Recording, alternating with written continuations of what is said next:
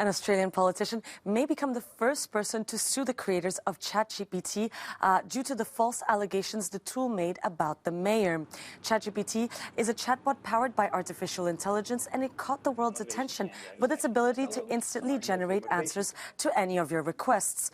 But if you ask ChatGPT who Brian Hood, the Australian mayor, is, well, it falsely claims he was convicted of paying bribes and had been sentenced to 30 months in jail, when in reality, Hood had never been charged of any crime, and he was actually the whistleblower who helped uncover an international bribery scandal involving Australia's National Reserve Bank in the early 2000s.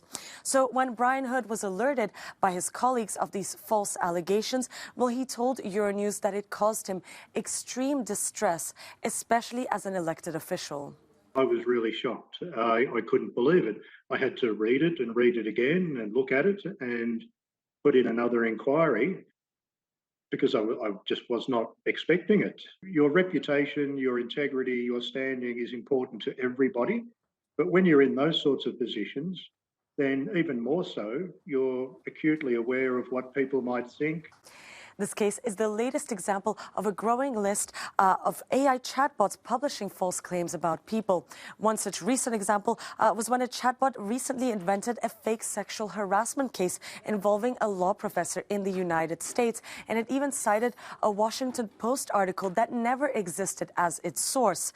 On its public blog about the tool, OpenAI, the company behind ChatGPT, said a limitation is that it sometimes writes plausible sounding but incorrect or nonsensical answers, and that fixing the issue is challenging.